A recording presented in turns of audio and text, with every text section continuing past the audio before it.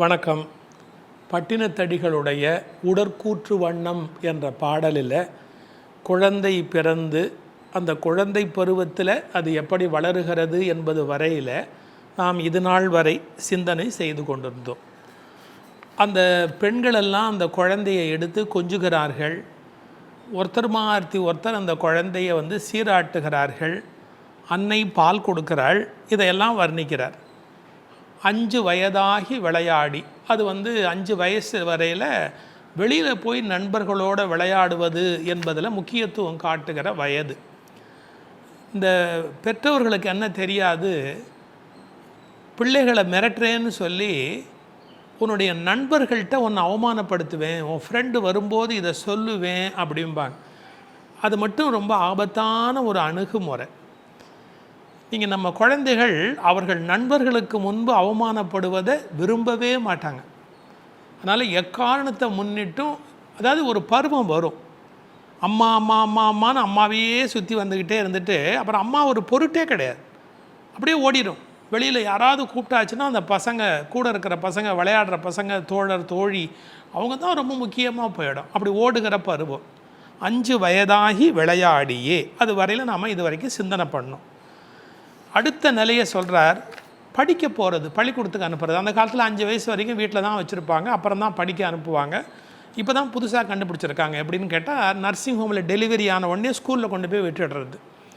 அப்படியே நேராக குழந்தைய அப்படி வளர்க்குறாங்க. அவ்வளோ அட்வான்ஸாக அறிவாளியாக வளர்க்குனா தான் இப்போ அமெரிக்கா போகணும் ஆசைப்படுற அம்மாலாம் இனிமேல் செவ்வாய் கிரகம் போகணும், இன்னொரு வேறு ஏதாவது யூனிவர்ஸில் வேறு ஏதாவது பகுதி இருந்தால் அதில் போய் பிள்ளைங்க வேலை பார்க்கணும் அப்படின்னு அந்த வெறி அதை ஊட்டணும் இல்லை. அதனால் என்னென்னு கேட்டிங்கன்னா, இப்போல்லாம் ரொம்ப சீக்கிரமே படிப்ப ஆரம்பிச்சிடுறது. படிப்பு என்பது வெறும் புத்தக படிப்பா இல்லைங்க, வாழ்க்கையில் எவ்வளவோ படிப்பு இருக்குது. அது நம்ம எத்தனை பேருக்கு தெரியுது? இந்த குழந்தைய பள்ளிக்கூடத்தில் கொண்டு போய் விடுறது அப்படின்னா, முன்னெல்லாம் 5 வயசுக்கு பிறகு தான் இந்த கையை அப்படி வச்சு தொட சொல்லுவாங்க. இப்போ பாருங்கள், பென்சில் பேனா இதெல்லாம் பிடிக்கணும்னா இந்த இடத்துல பலம் இருக்கணும். முன்னெல்லாம் கையெழுத்து அழகழகாக இருந்ததற்கு காரணம் கை பலமான பிறகு தான் ஆனாவனாக எழுதுறதுக்கே பழக்குவாங்க. இப்போ எழுத வேண்டிய அவசியமே இல்லை சார், எல்லாமே கம்ப்யூட்டரில் வருது. இதெல்லாம் எவ்வளோ பெரிய இழப்புன்னு இப்போ தெரியாது. நம்ம கையில் எழுதுவது, கையெழுத்து அழகாக இருக்கிறது, கையெழுத்தை வச்சே உங்கள் தலையெழுத்து என்னன்னு சொல்லக்கூடிய முறையில் அந்த கையெழுத்தை வச்சு கண்டுபிடிக்கக்கூடிய சயின்ஸ்லாம் வளர்ந்துருக்கு. சரி, அதை விடுங்க.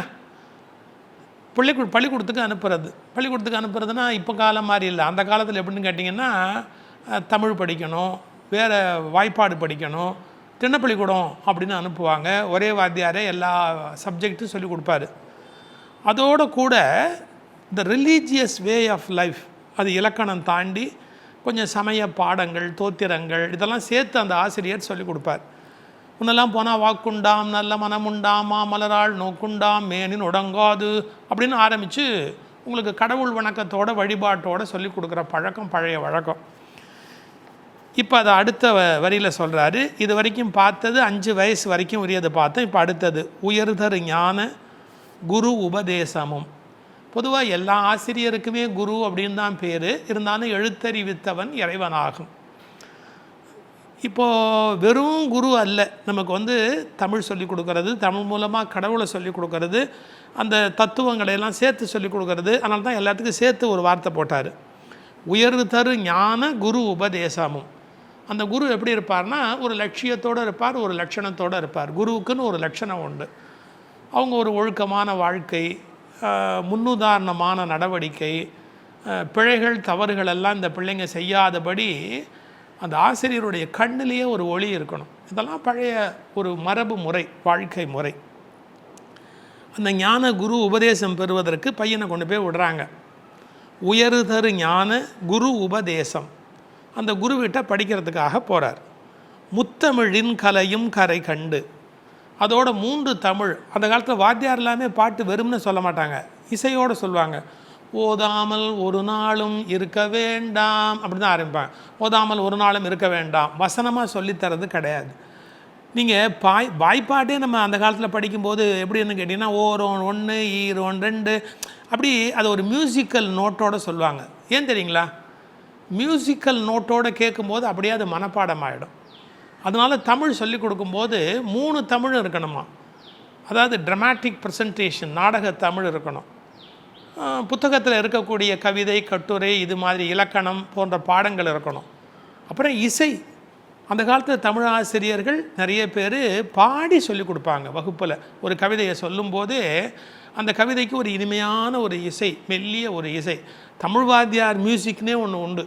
அது நிறைய ராகங்கள் தெரியாட்டி கூட அவங்க ஒரு 1-2 ராகத்துக்குள்ளேயே எல்லா பாட்டையுமே சொல்லுவாங்க சொல்கிறதுக்குன்னு. இப்போ வெண்பானா அதுக்கு என்ன இசை இருக்கணும், விருத்தப்பானா அதுக்கு என்ன இசை இருக்கணும், இப்படிலாம் ஒரு கணக்கு இருக்குது. உயர்தரு ஞான குரு உபதேசம் முத்தமிழின் கலையும் கரை கண்டு நல்லா படிக்கிறாங்க. அதெல்லாம் பிள்ளைங்க அறிவு திறமை.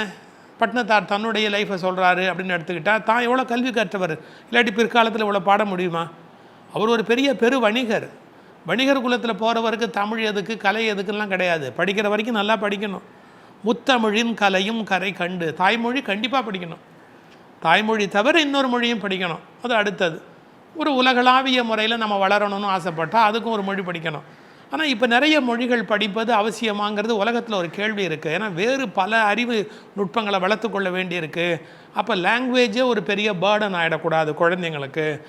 அதுங்க தாய்மொழி படிக்கணும். தாய்மொழியை தவிர இன்னும் ஒரு மொழி தெரிஞ்சதுன்னா அப்படி உலகளாவிய முறையில் அப்படியே போயிடலாம் அப்படிங்கிறதுக்காக அந்த மொழி பெரிய சுமையாகிடக்கூடாது. ஆனால் ஒருத்தர் விரும்பினா நிறைய மொழி படிக்கலாம் அப்படிங்கிறதுக்கான ஸ்கோப் இருக்கணும். இப்போ விரும்பினா ஒருத்தர் ஃப்ரெஞ்சு படிக்கணும், விரும்பினா ஒருத்தர் சமஸ்கிருதம் படிக்கணும், விரும்பினா ஒருத்தர் ஹிந்தி படிக்கணும். விருப்ப பாடம்னு ஒன்று இருக்குது பாருங்கள். அப்படி விரும்பி படிக்கிறதுக்கு ஒரு ஸ்கோப் இருக்கணும். அந்த காலத்தில் தமிழ் படித்த பல பேருக்கு சமஸ்கிருதம் தெரியும். சமஸ்கிருதத்தோடு கம்பேர் பண்ணி சொல்லுவாங்க. இலக்கணம், இலக்கியம் அதெல்லாம் சொல்லும்போது சொல்லுவாங்க. அப்புறம் ஆங்கிலேயர்கள் வருகைக்கு பிறகு இங்கிலீஷ் நமக்கு தெரிய ஆரம்பிச்சது. அதுக்கு முன்னாடி கிடையாது. இப்படி ஒரு மொழிகள், 3 தமிழ், கலை. அந்த காலத்தில் வந்து ஒவ்வொரு சாஸ்திரம் பற்றியும் சொல்லிக் கொடுப்பாங்க. டான்ஸ் பற்றி, மியூசிக் பற்றி, விதவிதமான எல்லா 16 ஆய கலைகள் 64ன்னு சொல்லியிருக்காங்க பாருங்கள். எல்லாமே சொல்லிக் கொடுத்து இந்த பையன் வளர்றான். நிறைய கலை கற்றுக்கிட்டால் தான் வாழ்க்கையில் லீலைகளும் ஜாஸ்தியாக இருக்குது. அவங்க வாழ்க்கையே கொஞ்சம் வேடிக்கையாகவும் இருக்கும். நிறைய விதவிதமான கலைகள் கற்றுக்க கலையில் விருப்பம் உள்ளவனாக போய் உங்களுக்கு சிலப்பதிகாரம் படித்தவங்களுக்கு தெரியுமில்ல, கோவலன் ஏன் லாக் ஆகிட்டான் மாதவிட்ட, அவனுக்கு ஆடல் கலை தெரியும். அந்த மாதிரி ஆடின ஒரு ஆளை பார்த்ததில்லை அவன். அதனால தான் கண்ணகியை மறந்துட்டு வடுநீங்கு சிறப்பு மனையகம் மறந்துன்னு எழுதினார் இளங்கோவடிகள். ஏன் இப்போ அப்படி ஆடல் கலையில் வல்லவளாக இருக்கிறா மாதவி. ஆடல் கலை அவனுக்கு தெரியும். அந்த கலை நுட்பத்தினால தான் அவகிட்ட போய் அவன் அடிமையாகிறான். இவன் யாழ் எடுத்து வாசி, அவள் பதிலுக்கு யாழ் எடுத்து வாசிக்கிறான். அப்போ எல்லா கலைகளிலும் வல்லவர்களாக இசை, நாட்டியம் போன்ற கலையினுடைய நுட்பம் தெரியும்படியாக கல்வி இருந்திருக்கு. உயர்தரு ஞான குரு உபதேசம் முத்தமிழின் கலையும் கரை கண்டு. கரை கண்டு போட்டார் பாருங்க ஒரு வார்த்தை. அது என்னவோ அது முழுக்க அப்படியே கரை கண்டாச்சு, கரைச்சி குடிச்சாச்சு. இனிமேல் அதுக்கு அதனுடைய எல்லை வரைக்கும் போய் பார்த்தாச்சு. இன்னொருத்தர் சொல்லிக் கொடுக்கறதுக்கு ஒன்றும் விஷயம் இல்லை. அந்த அளவுக்கு கரை கண்டு. இப்போ பையன் வளர்றான். 5 வயசு 6 வயசு, ஹாப்பி பர்த்டே கேக்கு வெட்டுவாங்க. அப்புறமா கேக்கு வெட்டுற மாதிரி ஆளை வெட்டுவாங்க. என்னென்ன முடியுமோ எல்லாத்தையுமே வெட்டுவாங்க. வெட்டுன்னு வெட்டுவாங்க. அதுக்கப்புறம் வாழ்க்கையில் சாப்பிட்றதுலேருந்து ஆரம்பித்து எல்லாத்துலேயுமே வெட்டுன்னு வெட்டுவாங்க. ரைட்டு. ஒவ்வொரு பர்த்டேயில் என்ன ஆகும்? ஒவ்வொரு சேட்டை கூடும். ஒவ்வொரு பிறந்த நாளுமே ஒவ்வொரு சேட்டை கூடும். ரொம்ப அறிவு ஞானம் இதெல்லாம் யோசிக்கிறவன் தான் அப்பா நம்முடைய பர்த்டேங்கிறது ஒரு வருஷம் கழியுதும்பா. அது எப்படி சார் பர்த்டேனா ஒரு வருஷம் கூடணும், நீங்கள் என்ன கழியுதுன்னு சொல்கிறீங்கன்னா, இப்போ கடவுள் நமக்கு ஒரு ஆயுள் கொடுத்துருக்குற ஆயுள் 80ன்னு வச்சுக்கோங்களேன். இதுவே ஒரு பேராசை தான். 80ன்னு வச்சுக்கோங்களேன். ஹாப்பி பர்த்டே அப்படின்னு ஒரு கேக்கு வெட்டினா 80ல் 1 போச்சு அப்படின்னு தானே அர்த்தம். ஹாப்பி பர்த்டே 2வது கேக்கு வெட்டினா 80ல் 2 வருஷம் போச்சு அப்படின்னு தானே அர்த்தம். இந்த கேலண்டர் ஷீட் இருக்குல்ல, நீங்கள் ஒவ்வொரு நாளையும் கிழிக்கும் போது வாழ்நாளையே கிழிக்கிறீங்க.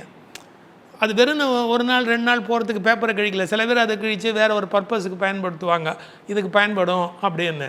ஆனால் நம்ம அதுதான் அது வாழ்நாள் வந்து கத்தி மாதிரின்னு எழுதுகிறார்ல திருவள்ளுவர். ஒவ்வொரு நாளும் நமக்கு வாழ்நாளை அறுத்து கொண்டெல்லாம் போகிறது. சரி விடுங்க.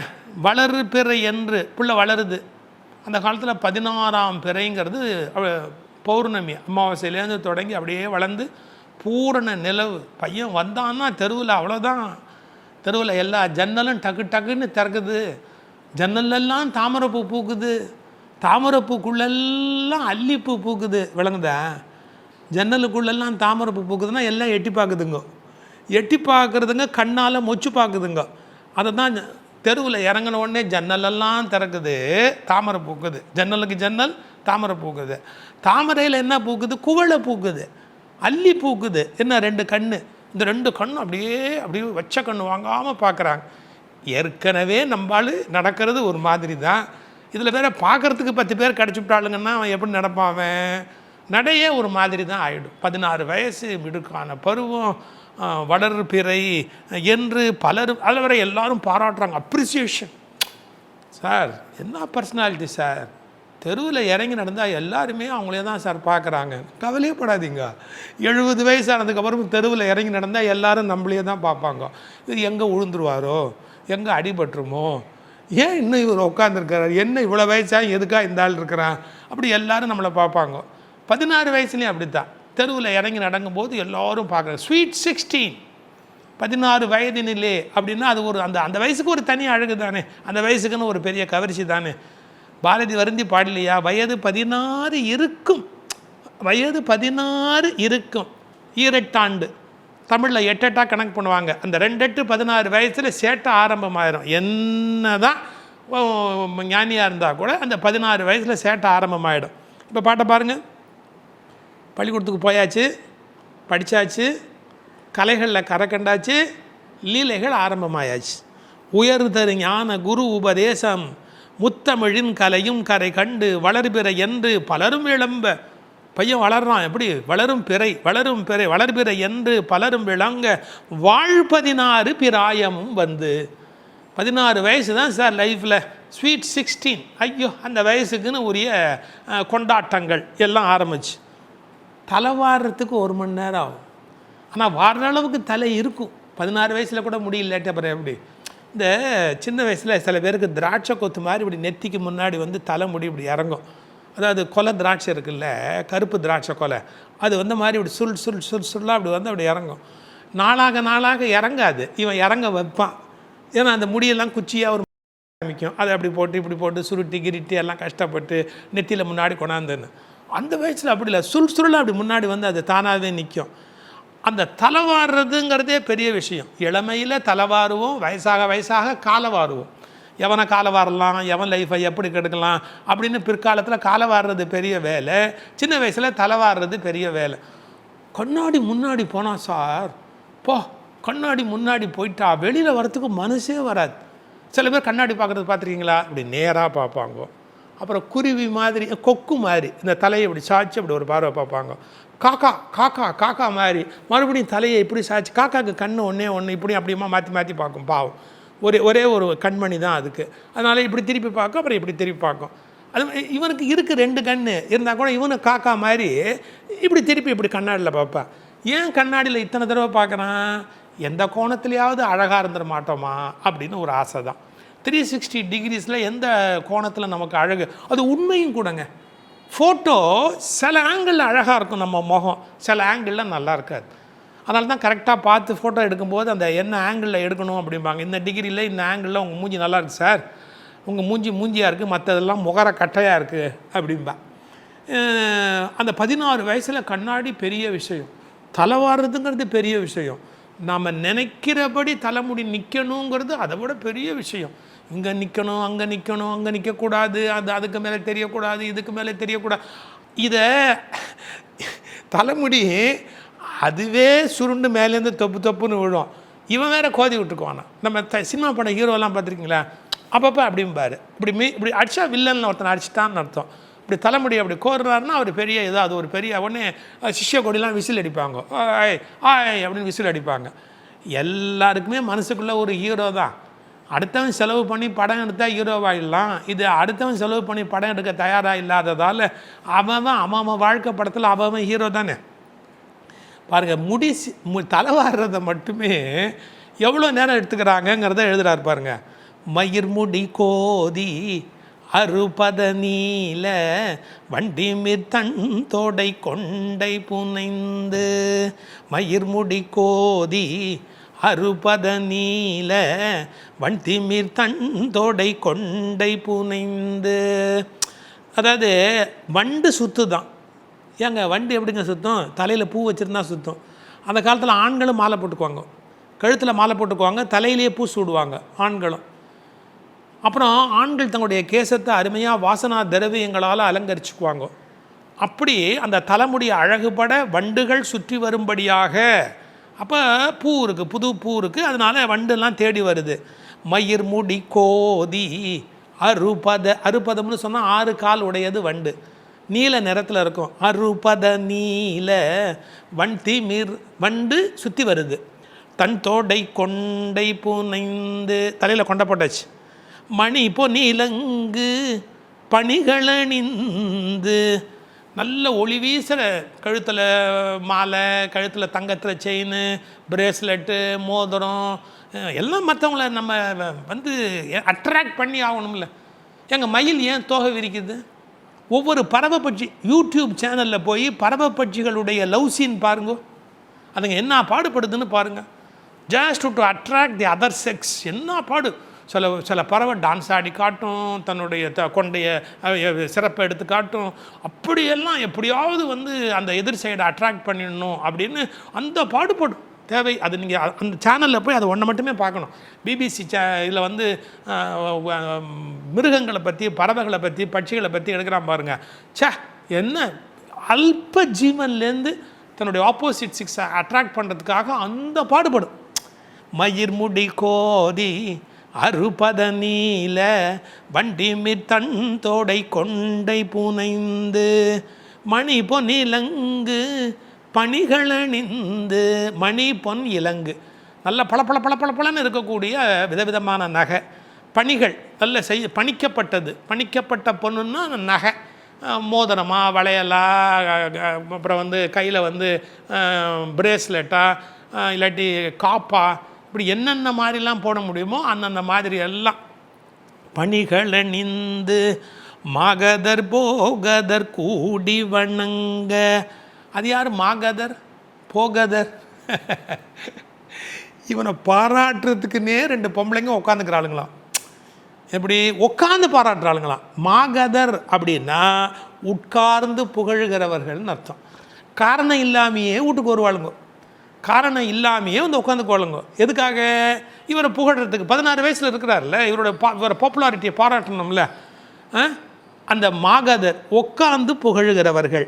போகதர்னா நின்றுக்கிட்டு புகழ்கிறவங்க. நாங்கள் எங்கள் மீட்டிங்கில் பார்ப்போம், சில பேர் உட்காந்து கேட்பான், சில பேர் நின்றுக்கிட்டே கேட்பான். நின்றுக்கிட்டு கேட்குறவன் அப்படியே போயிடலாம், நல்லா இல்லாட்டிங்கிற ஐடியாவில் கேட்பான். புகழ்கிறதுக்குனே சில பொம்பளைங்க வந்துட்டு உட்காந்துருக்காங்க, சில பேர் நின்றுக்கிட்டு இருக்கிறாங்க. இந்த இடத்துல ஒரு விஷயம், ஒரு விளக்கம். நான் ஏதோ பெண்களை மட்டுமே குறைச்சி பேசுகிறேன்னு நினைக்கக்கூடாது. இது முழுக்க ஆண்களுடைய பலவீனமும் கூட. இப்போ பெண்கள் மட்டும்தான் ஆண்களை கெடுத்தாங்கன்னு இல்லை. அந்த காலத்து வாழ்க்கை முறையில் ஆண்கள் வந்து கொஞ்சம் ஒரு முரட்டுத்தனமாக இருக்கிறதாகவும், பெண்கள் எல்லாமே வந்து வீட்டுக்கு அடங்கி இருக்கிறனால வாய்ப்பு கிடைக்கும்போது அப்படி இயங்குவது மாதிரியும் நிறைய இலக்கியங்களில் எழுதி வச்சுருப்பாங்க. இப்போ எல்லாமே ஈக்குவல் ஆகி போச்சு, எல்லாமே கதை மாறி போச்சு. நான் வந்து ஆண்களை மட்டும் சிறப்பாக சொல்லி பெண்களை குறைச்சி சொல்கிறதா தயவுசெய்து நினச்சிடாதீங்க. இன்றைய வாழ்க்கை முறையில் பெண்கள் அவர்களை நோக்கி ஆண்களும் தங்களை வந்து வருத்தி கொள்ளுகிற, எப்படி அதுக்கு எல்லாம் பேர் வச்சுருக்கேன் சார், கடலை போடுறதுன்றான். உட்காந்து போய் பேசுறது, அவங்கள பாராட்டி கொஞ்சம் நேரம் பேசி கொஞ்சம் நட்பை உண்டு பண்ணி ஒரு வழியாக அவங்கள தன்னுடைய ஆளை ஆக்கிறது. அதுக்கெல்லாம் ஏதோ பேர் இருக்குது. சின்ன பசங்க கேட்டிங்கன்னா ரொம்ப விவரமாக சொல்லுவாங்க. இது எல்லாமே உண்டு, எல்லா காலத்துலேயும் உண்டு. நான் இதை எதுக்காக விளக்கி சொல்கிறேன்னு கேட்டால், இதெல்லாம் வந்து காலங்காலமாக இருக்குது. சங்க இலக்கிய காலத்தில் படித்தாலும் இருக்குது, இதிகாச காலத்தில் படித்தாலும் இருக்குது, புராண காலத்தில் படித்தாலும் இருக்குது. விஸ்வாமித்திரர் மாதிரி மகரிஷியெல்லாம் கூட காணாமல் போயிட்டார். எந்த காலத்தில் இது இல்லைன்னு நினைக்கிறீங்க? மாகதர் போகதர் கூடி வணங்க. நின்று புகழ்கிறவர்கள், உட்கார்ந்து புகழ்கிறவர்கள். அது பெண்களாக தான் இருக்கும்ல. சில பேர் ஆண்களே பாராட்டி சொல்லுவாங்க. அதாவது இவருடைய பர்சனாலிட்டியை பாராட்ட தான் இவருடைய மைண்டு மாற ஆரம்பிக்கும். இப்படி என்ன ஆயிற்று, 16 வயது நிரம்பி 16 வயதுக்குரிய வாழ்க்கை முறை தொடங்குகிறது. அந்த அளவுக்கு இப்போ பார்க்குறோம். 16க்கு அப்புறம் பார்ப்போம்.